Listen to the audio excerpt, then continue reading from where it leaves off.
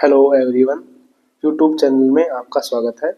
अब देखिएगा question number 43 से हम सॉल्व करते हैं। तो क्वेश्चन नंबर 43 है the physician has prescribed Cytoxan cyclophosphamide for a client with the nephrotic syndrome. क्या है, उसको नेफ्रोटिक सिंड्रोम है और उसको क्या चल रहा है, साइक्लोफॉस्फामाइड चल रहा है। The nurse should, option A है, encourage the client to drink extra fluid पीने के लिए इंकरेज करेगी। ऑप्शन बी है, request a low protein diet for the client. And option C है, bath the client using only mild soap and water. And option D है, provide additional warmth for swollen and inflamed joint. तो देखिएगा यहाँ पे जो cyclophosphamide है, ये क्या है, एक इम्यूनोसप्रेसेंट ड्रग है। इम्यूनोसप्रेसेंट ड्रग है, ठीक है। तो ये नेफ्रोटिक सिंड्रोम में दी जा रही है। तो जब ये इसका साइड इफेक्ट मोस्टली क्या होता है, इरोजन्स होता है, ब्लीडिंग डिसऑर्डर्स ना, ब्लीडिंग डिसऑर्डर्स हो सकता है। तो इसलिए हमें ब्लीडिंग को प्रिवेंट करने के लिए क्या करना है, इंकरेज करना है फ्लूइड इनटेक को। इसका कॉम्प्लिकेशन होता है इस ड्रग्स का हेमरेजिक सिस्टाइटिस, ठीक है। इसको प्रिवेंट करने के लिए क्या करना चाहिए हमें, ड्रिंक एक्स्ट्रा फ्लूइड्स के लिए उसे इंकरेज करना है। नेक्स्ट है question number 44, the nurse is caring for a client with the detoxification from alcohol, which medication is used in the treatment of alcohol withdrawal. तो यहाँ पे पूछा गया है कि एल्कोहल विड्रॉल के लिए कौन सी मेडिसिन यूज करेंगे। ऑप्शन ए है एंटाब्यूज डाइसल्फिराम, ऑप्शन बी है फ्लूमाजेनिल, एंड ऑप्शन सी है मेथोडोन, एंड ऑप्शन डी है लोराजिपाम। यहाँ पे देखिएगा एल्कोहल विड्रॉल सिम्टम्स जो होते हैं, इनके लिए कौन सी ड्रग्स यूज की जाएगी, लोराजिपाम यूज की जाएगी। ये कौन सी ड्रग्स है, बेंजोडायजेपाइन, ठीक है। बेंजोडायजेपाइन ड्रग्स जो है वो यूज की जाती हैं किसके लिए, एल्कोहल विड्रॉल सिम्टम्स के लिए, to prevent delirium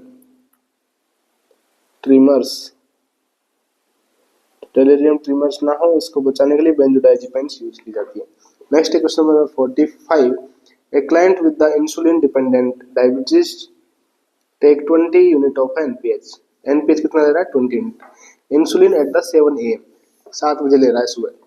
the nurse should observe the clients for the sign of hypoglycaemia at. तो उसको हाइपोग्लाइसीमिया कब हो सकता है, देखिए ये स्लो एक्टिंग है एनपीएच, तो इसका जो ड्यूरेशन होता है पीक लेवल 8 आवर्स होता है। तो 8 आवर्स के बाद क्या होगा, हाइपोग्लाइसीमिक इफेक्ट। तो उसे उस टाइम क्या लेना चाहिए, स्नैक लेना चाहिए। आप देखिएगा यहाँ पे 8 आवर्स बाद यानी 7 बजे है, तो 7 AM है प्लस 8 आवर्स जोड़ दीजिए, इसमें कितना हो गया, 3 PM, 15 हो गया ना। तो 15 मतलब 3 PM हो गया। तो यहाँ पे राइट आंसर रहेगा आपका 3 PM। 3 PM पे क्या है, हाइपोग्लाइसेमिक इफेक्ट देखने को मिलेगा और उसको क्या देना है, पेशेंट को स्नैक देना है। नेक्स्ट है question number 46, the licence practice nurse is assisting the charge nurse in planning care for the client with the detached retina। कौन सा पेशेंट उसको असाइन किया गया है, डिटैच रेटिना वाला ना। With the help of charge nurse उस patient को देख रही है और उसका असिस्ट कर रही है licence practice nurse. Which of the following nursing diagnosis should receive priority. तो यहाँ पे कौन सा नर्सिंग डायग्नोसिस को आप प्रायोरिटी दोगे, कौन से पेशेंट में, रेटिनल डिटैचमेंट वाले पेशेंट में, ठीक है। रेटिनल डिटैचमेंट क्या होता है, सेपरेशन ऑफ रेटिना। तो यहाँ पे देखिएगा रेटिनल डिटैचमेंट क्या होता है, separation of the retina from epithelium. Epithelium linings है वहाँ पे रेटिना जो है सेपरेट हो जाता है, उसको रेटिनल डिटैचमेंट कहते हैं। और इसके अंदर जो मोस्ट कॉमन जो साइन मिलता है वो क्या मिलता है, sense of curtain being down over the eyes, ठीक है। आईज के ऊपर ऐसा लगता है कि किसी ने कर्टन डाल दिया हो, तो वो इसका सिम्टम्स होता है रेटिनल डिटैचमेंट का। यहाँ पे ऑप्शन पूछा है कि कौन सा नर्सिंग डायग्नोसिस रहेगा, उसके लिए ऑप्शन ए है alteration in comfort, option B है alteration in mobility, and option C है alteration in skin integrity, and option D है अल्ट्रेशन इन ऑक्सीजन परफ्यूजन। तो यहाँ पे देखिएगा जो रेटिनल डिटैचमेंट वाला पेशेंट है तो उसमें किस में अल्ट्रेशन रहेगा, मोबिलिटी में अल्ट्रेशन रहेगा ना।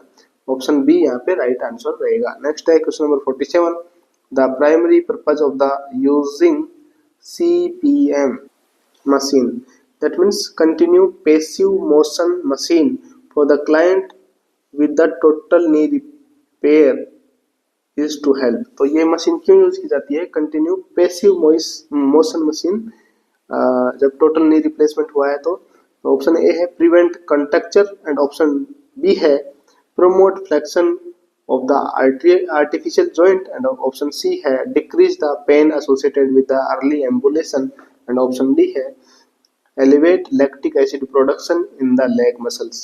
तो देखिएगा ये जो मशीन है कंटिन्यू पैसिव मोशन मशीन, ये इसलिए यूज की जाती है ताकि फ्लेक्शन को प्रमोट किया जा सके किसमें, आर्टिफिशियल जॉइंट्स के अंदर। Promote flexion in the artificial joint, option B right answer. Next question number 48, which of the following statement reflects Kohlberg's theory of moral development. तो कोलबर्ग्स ने एक थ्योरी दी थी मॉरल डेवलपमेंट की, तो इसमें कौन सा स्टेटमेंट जो रिफ्लेक्ट करेगा of the pre school age के अंदर क्या इसमें रिफ्लेक्ट होगा, यानी क्या मिलना चाहिए इस थ्योरी के अकॉर्डिंग। ऑप्शन ए है obeying adults in is seen as a correct behaviour and option B है showing respect for the parents is seen as important and option C है pleasing other is viewed as good behavior and option D है behavior is determined by the consequence। तो यहाँ पे जो right answer रहेगा वो आपको क्या रहेगा, ऑप्शन डी रहेगा, behavior is determined by the consequence। यहाँ पे देखिए ये जो है कोलबर्ग्स मॉरल डेवलपमेंट की थ्योरी है जिसके अंदर इसमें 3 लेवल डिवाइड किए गए हैं, प्री कन्वेंशनल और conventional level and post conventional level. तो जो बच्चे होते हैं यानी कि 6 साल तक के बच्चे, तो ये लोग इसमें आते हैं प्री कन्वेंशनल के अंदर, यानी कि ये यहाँ पे जो पूछा था प्री स्कूल एज, तो प्री स्कूल चाइल्ड इसी के अंदर आ जाते हैं, लेवल 1 के अंदर आते हैं। तो इसके अंदर मॉरल डेवलपमेंट कौन सा रिफ्लेक्ट होता है, behaviour determine by the consequences के कंसिक्वेंस के से ही बिहेवियर को डिटरमाइन किया जाता है। ठीक है, लेवल 2 है, लेवल 3 है, 3 लेवल्स में डिवाइड किया गया। लेवल 2 में कौन सा है, कन्वेंशनल लेवल है, और लेवल 3 है पोस्ट कन्वेंशनल लेवल है। Next question number 49, a toddler with the otitis media has just completed antibiotic therapy, a recheck appointment should be made to। अब देखिएगा ओटाइटिस मीडिया पेशेंट को हो रखा है और उसने एंटीबायोटिक थेरेपी कंप्लीट कर ली है, तो रीचेक अपॉइंटमेंट जो है उसमें क्या किया जाएगा। ऑप्शन ए है determine whether the ear infection has affected her hearing, option B है make sure that she has taken all the antibiotic and option C है document that the infection has completely cleared and option D है obtain a new prescription in case of infection reoccurs. तो यहाँ पे देखिए जब patient ने कि कोई एंटीबायोटिक थेरेपी को कंप्लीट कर लिया है, तो हमने जितने दिन तक के लिए दी थी उतने दिन कंप्लीट ले लिया है, तो हम देखेंगे कि उसमें जो ये कंप्लीटली क्लियर हुआ है कि नहीं है। जो इन्फेक्शन था, जिस इन्फेक्शन के लिए हमने एंटीबायोटिक दी थी, तो वो इफेक्ट कितना करी है, यानी इन्फेक्शन बिल्कुल कंप्लीटली क्लियर हुआ है कि नहीं हुआ है। यहाँ पे हम देखेंगे ऑप्शन सी राइट आंसर रहेगा, document the infection has completely cleared. Next question number 50 है, a factory worker is brought to the nurse office after a metal fragment enter in his right eye, the nurse should। अब किसी के patient के आंख में कुछ metal का item गिर गया है, मेटल फ्रेगमेंट गिर गया है, तो नर्स क्या करेगी। ये बहुत बार क्वेश्चन आया हुआ है, बहुत इंपॉर्टेंट क्वेश्चन है ना। ऑप्शन ए है cover the right I with the sterile 4x4 goes, तो एक जिस राइट आई में गिरा है उसी आई को कवर करेगी। ऑप्शन बी है attempt to remove the metal with the cotton tipped applicator, cotton tipped applicator से उस मेटल को निकालने की कोशिश करेगी। ऑप्शन सी है flush the eye for 10 minute with running water, और रनिंग वाटर से फ्लश करेगी आई को।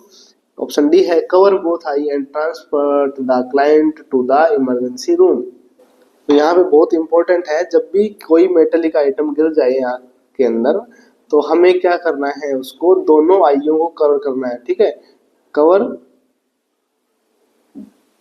बोथ आई, कहाँ गया, cover both eye and transport the client emergency room. तो ऑप्शन डी यहाँ पे राइट आंसर रहेगा, क्योंकि दोनों आइयों को इसलिए कवर किया जाएगा क्योंकि यदि एक आई को कवर करेंगे, पेशेंट ने किसी की तरफ देखा, मान लो, तो दूसरी आई बॉल भी मूवमेंट होगी, एक आई बॉल के साथ दूसरी आई बॉल का मूवमेंट भी होता है, इसलिए उसमें और ज्यादा इंजरी के चांस हो सकते हैं।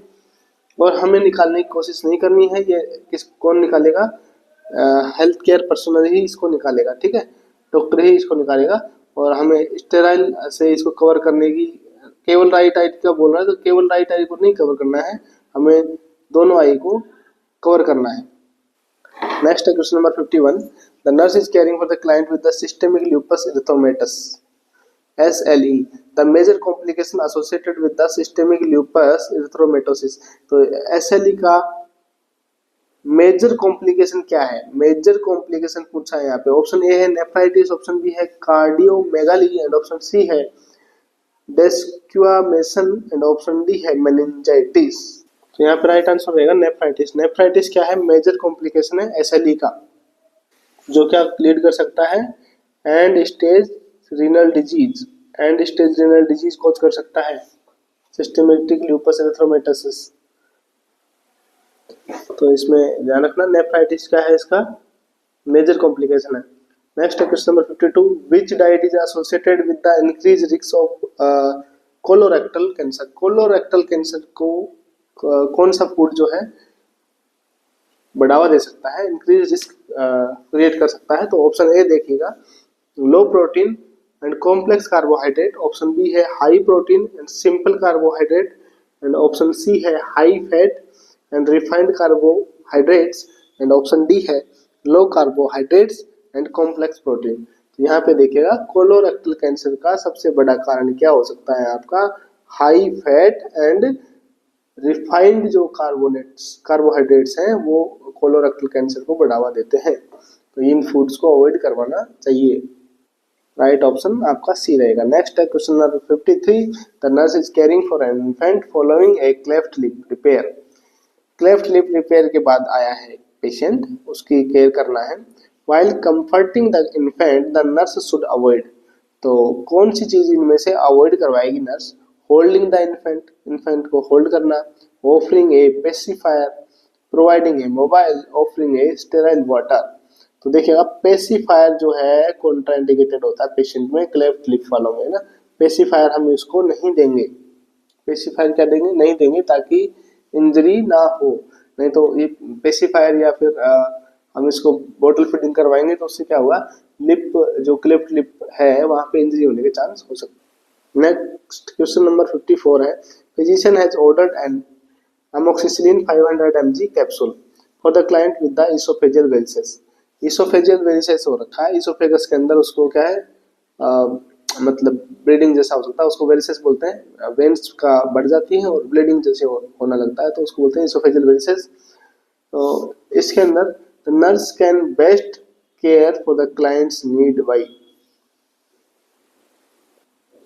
ऑप्शन ए है giving the medication as ordered, कि जो मेडिसिन ऑर्डर किया है उसको दे देगी पेशेंट को। ऑप्शन बी है providing the extra water with the medication, इस मेडिकेशन के साथ एक्स्ट्रा वाटर देगी। ऑप्शन सी है giving the medication with an antacid, and option D है requesting an alternate form of the medication. तो यहाँ पे देखिएगा जो इसोफेजियल वेरिसेस के अंदर जब वो कैप्सूल लेगा, ये कैप्सूल आता है अमोक्सिसिलिन का, जब ये कैप्सूल लेगा तो इससे मैकेनिकल इरिटेशन हो सकती है और इंजरी हो सकती है और ज़्यादा उसमें ब्लीडिंग हो सकती है, इसलिए वो रिक्वेस्ट करेगी कि अल्टरनेट फॉर्म ऑफ मेडिकेशन, जैसे कि सिरप दे सकते हैं इसको। तो ऑप्शन डी यहाँ पे राइट आंसर रहेगा। नेक्स्ट है question number 55। The nurse is providing dietary instruction for the client with the iron deficiency anaemia. Patient को क्या है, iron deficiency anaemia. Which food is the poor source of iron. अब यहाँ पे देखो question क्या पूछा है कि पुअर सोर्स ऑफ आयरन क्या है, ये बाकी पूरी लाइनों का कोई मतलब ही नहीं है। In poor source of iron क्या है। ऑप्शन ए है टोमेटो, ऑप्शन बी है लेग्यूम्स, एंड ऑप्शन सी है dried fruits, and option D है नट्स। तो देखिएगा इनमें आयरन होता है, ड्राई फ्रूट्स में होता है, नट्स में होता है। यहाँ पे टोमेटो जो होता है, टोमेटो के अंदर आयरन नहीं होता है, ठीक है। तो ये आयरन का क्या है, पुअर सोर्स है, लेकिन इसमें विटामिन सी का सोर्स जरूर है, ठीक है। और विटामिन सी किसके लिए रेस्पॉन्सिबल होती है, एब्जॉर्प्शन ऑफ आयरन। ठीक है, एक क्वेश्चन और आता है, आयरन का एब्जॉर्प्शन सबसे ज्यादा कहाँ पे होता है, तो ड्यूडेनम में। कहाँ पे होता है, ड्यूडेनम में होता है। यहाँ पे इसका राइट आंसर रहेगा आपका टोमेटो। ये क्या है, पुअर सोर्स है आयरन का। नेक्स्ट है question number 56। The nurse is teaching a client with the Parkinson disease. Parkinson disease वाले पेशेंट को टीच कर रही है nurse way to prevent curvature. किसके बारे में, way to prevent curvature of the spine associated with the disease. To prevent spinal flexion the nurse should tell the client. तो spinal flexion से बचने के लिए क्या उसको इंस्ट्रक्शन देगी, क्या बताएगी। ऑप्शन ए है periodically lie prone without a neck pillow, कि थोड़ा थोड़ा टाइम के लिए आपको उल्टा भी सोना है विदाउट पिलो। ऑप्शन बी है sleep only in dorsal recommended position. Option C है rest in supine position with his head elevated. And option D है sleep on either side but keep his back straight. कोई भी side so सकते हैं लेकिन straight रखना है back को। तो यहाँ पे राइट आंसर आपका रहेगा ये ए, कि पीरियोडिकली उसको क्या करना है, प्रोन भी होना है जिसमें नेक के नीचे पिलो नहीं लगाना है। तो ऑप्शन ए राइट आंसर रहेगा। नेक्स्ट है question number 57। The nurse is planning dietary changes for the client following an episode of the pancreatitis. Pancreatitis हो रखा है पेशेंट को, तो डाइटरी चेंजेस के लिए प्लान कर रही है। Which diet is suitable for the client. तो कौन सी डाइट सुटेबल रहेगी पैनक्रियाटाइटिस वाले पेशेंट को, ये क्वेश्चन है। ऑप्शन ए है low calorie low carbohydrate diet. Option B है हाई कैलोरी और लो फैट। ऑप्शन सी है high protein high fat. And option D है low protein and high carbohydrate. अब यहाँ पे देखिएगा पैनक्रियाटाइटिस जिसमें होता है उसमें क्या देना चाहिए, हमें लो फैट देना चाहिए। फैट क्या करना चाहिए, लो देना चाहिए। कैलोरी तो ज्यादा देनी चाहिए, कैलोरी क्या देनी चाहिए, ज्यादा देनी चाहिए। तो यहाँ पे देखिएगा लो कैलोरी है लो कार्बोहाइड्रेट। लो कैलोरी देगा तो एनर्जी नहीं मिल पाएगी सफिशिएंट, इसलिए गलत है। High calorie and low fat, बिल्कुल ये राइट आंसर है। इसमें ऑप्शन सी है high protein and high fat. इसमें फिर हाई आ रहा है, फैट तो हाई देना ही नहीं है ना। एंड ऑप्शन डी देखिए लो प्रोटीन एंड हाई कार्बोहाइड्रेट। तो कार्बोहाइड्रेट हाई सबसे ज्यादा जो एक्यूरेट आंसर है वो क्या है आपका, option B. Option B answer यहाँ पे राइट आंसर रहेगा आपका। नेक्स्ट है question number 58। A client with the hypothyroidism. Hypothyroidism है पेशेंट को, frequently complains of the feeling cold. The nurse should tell the client that she will be more comfortable if she. Nurse क्या कहेगी कि आप बहुत comfort feel कर सकते हो यदि आप क्या करोगे। तो ऑप्शन ए है use an electric blanket at night. Electric blanket use करो नाइट में। ऑप्शन बी है decrease an extra layer of clothing. Option C है applies a heating pad to her feet. And option D है take a hot bath morning and evening. तो देखिएगा hot bath लेने से क्या सर्दी कम होगी क्या उसकी, ये गलत है, क्योंकि हाइपोथायरॉयडिज्म वाले पेशेंट को थोड़ा ठंड लगेगा ही। तो उसके लिए क्या है, एक्स्ट्रा लेयर ऑफ क्लोथिंग दी जानी चाहिए। इससे क्या होता है, ठंड कम लगेगी। तो ऑप्शन बी इसमें राइट आंसर रहेगा। इलेक्ट्रिक ब्लैंकेट और हीटिंग पैड्स को नहीं दिए जाएंगे क्योंकि उसमें सेंसेशन का भी थोड़ा लॉस हो जाता है ऐसे पेशेंट में, जिसकी वजह से बर्न हो सकता है। नेक्स्ट है question number 59। A client has been hospitalised with diagnosis of laryngeal cancer. क्या है उसको, लैरिंजियल कैंसर है। Which factor is most significant in the development of the laryngeal cancer. तो लैरिंजियल कैंसर के लिए कौन से फैक्टर जो है सिग्निफिकेंट, मोस्ट सिग्निफिकेंट है। ऑप्शन ए है family history of laryngeal cancer, की उसकी फैमिली हिस्ट्री हो इसलिए उसमें हो गया हो। ऑप्शन बी है chronic inhalation of noxious fume, noxious fume को उसने क्रोनिक इनहेल कर लिया हो। ऑप्शन सी है frequent straining of the vocal cord.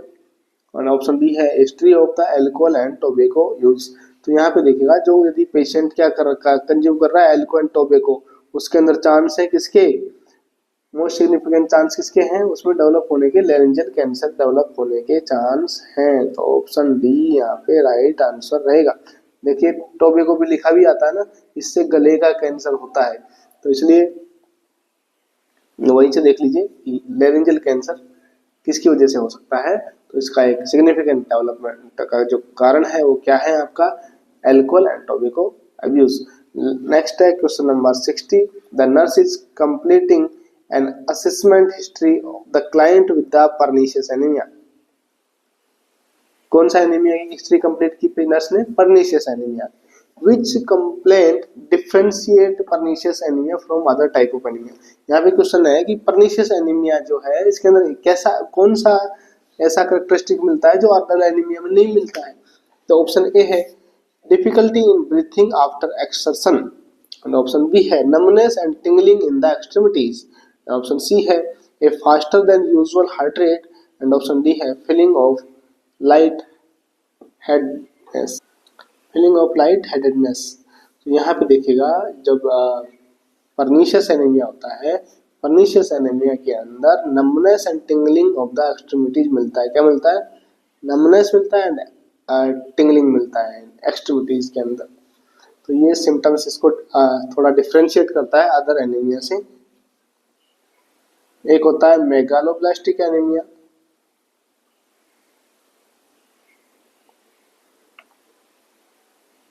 देखिएगा मेगालोब्लास्टिक किसकी वजह से होता है? Vitamin B12 and folic acid की डेफिशिएंसी की वजह से. इनकी डेफिशिएंसी हो जाती है vitamin B12 and folic acid की, तो मेगालोब्लास्टिक एनीमिया हो सकता है. पर्निशियस एनीमिया विटामिन B9 की वजह से, विटामिन B9. नेक्स्ट है 61. The chart of the client with the schizophrenia state that the client has echolalia. क्लाइंट ने क्या कर रहा है? इकोलेलिया. तो the nurse can expect the client to, यहाँ पे इकोलेलिया का मतलब पूछा है. इकोलेलिया का मीनिंग क्या होता है ना? ऑप्शन ए है speak using word that rhyme, and option B है रिपीट वर्ड और phrases used by other, option C है include irrelevant details in conversation, and option D है make up new words with the new meaning. तो echolalia का मतलब होता है कि रिपीट कर रहा है कोई वर्ड और सेंटेंस को, जो कोई दूसरा बोल रहा है उसको रिपीट कर रहा है. तो ऑप्शन बी यहाँ पे राइट आंसर है. Repeat word and phrases used by other, other के द्वारा जो यूज कर किया जा रहे हैं उनको वो रिपीट कर रहा है ना, उसको इकोलेलिया कहेंगे. यदि वो सेम राइम वाले वर्ड यूज कर रहा है, जैसे रोटी वोटी है, सब्जी वब्जी है, ऐसा जो सेम राइम आ गया ना, तो ऐसे वाले यूज करता है, इसको क्या बोलते हैं? Clang association. क्लंग एसोसिएशन, इसको बोलते हैं क्लंग एसोसिएशन. दूसरा तीसरा देखिए इंक्लूड इररिलेवेंट डिटेल्स बता रहा है. तो कन्वर्सेशन में इररिलेवेंट डिटेल बता रहा है, जो पूछ रहे हैं वो नहीं बता रहा, उसके ऐसे ही इर्द गिर्द की बातें. तो इसको क्या कहेंगे? सर्कमस्टेंशियलिटी.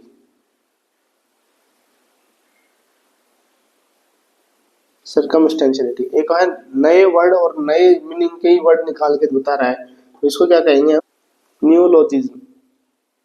न्यूलोजिज्म. ठीक है. नेक्स्ट है क्वेश्चन नंबर 62.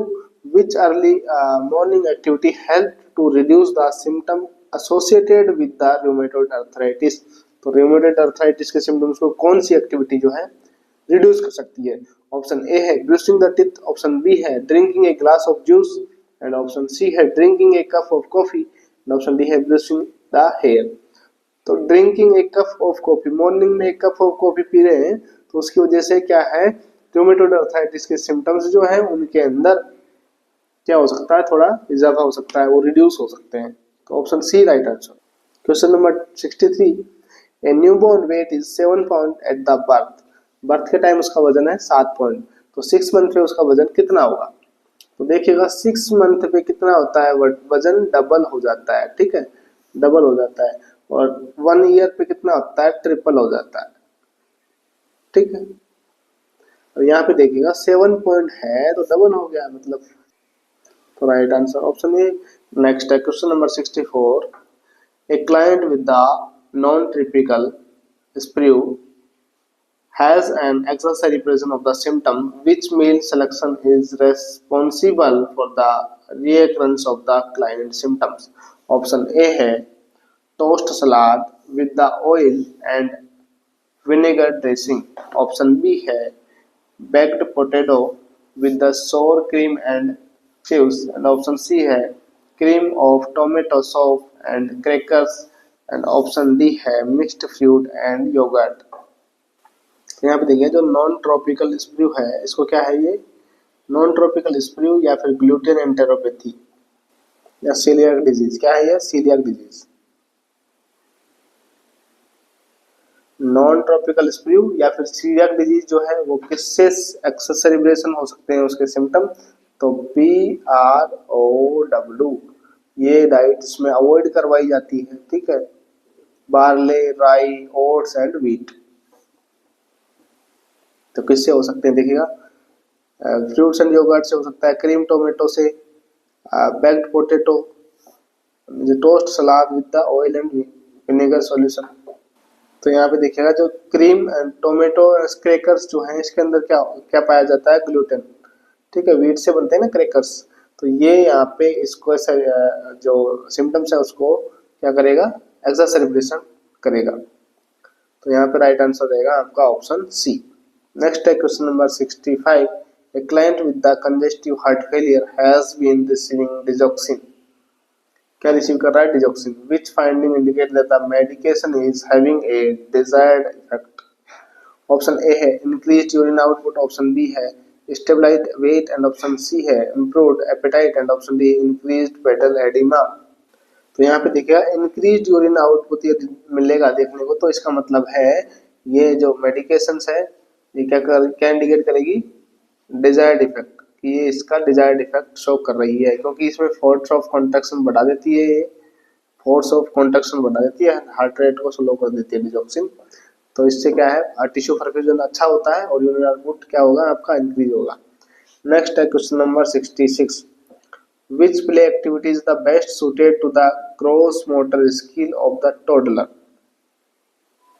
ऑप्शन ए है colouring a book and crayons and option B है ball and option C है building cubes and option D है swing set। तो यहाँ पे देखिए टोटल मतलब 1 to 3 years चाइल्ड, तो 1 से 3 साल का बच्चा क्या खेल सकता है इनमें? तो बॉल से खेलेगा वो, ठीक है। कैसे खेलेगा? बॉल से खेलेगा। ऑप्शन बी राइट आंसर देगा। नेक्स्ट है question number 67। The physician has ordered a aluminium carbonated gel for the client with the recurrent indigestion. The nurse should teach the client common side effect of the medication which include। यहाँ पे देखिएगा aluminium carbonated jail है, उसका common side effect क्या है? Option A है constipation, option B है urinary retention, option C है डायरिया एंड ऑप्शन डी है कंफ्यूजन। यहाँ पे देखिएगा जिसमें क्या है? एल्यूमिनियम भी है, इसमें क्या है? कैल्शियम भी होता है ना, तो इसकी वजह से इसमें क्या हो सकता है? कॉन्स्टिपेशन हो सकता है। ऑप्शन ए यहाँ पे राइट आंसर रहेगा आपका। Thank you for watching the video.